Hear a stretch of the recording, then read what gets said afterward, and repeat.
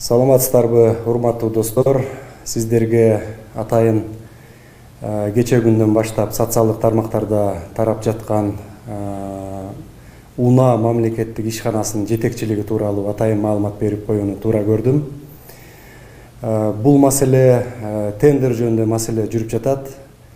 Быйылкы жылдын 21-июлунда УНА мамлекеттик ишканасы ушул автотранспорт каражаттарына атайын көбөлүк берүү боюнча тендер жарыялаган. Бул маселе боюнча тендердин жыйынтыктары 30 августта жыйынтыкталмак.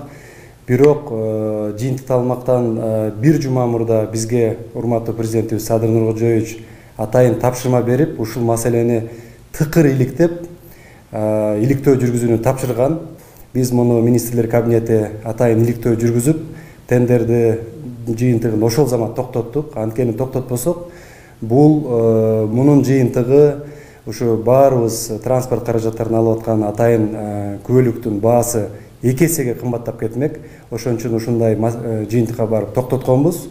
Президентибиздин тапшырмасы боюнча иликтөө буга чейин эле жүрүп келди. Кудай буюрса, мына жыйынтыгы дүйшөмбү күнү эртеге 13 сентябрда жыйынтыгы чыкмакчы. Муну ушул УНА мамлекеттик ишканасынын жетекчилиги боюнча эртеге 13 сентябрда Кудай буюрса жыйынтыгын угасыздар.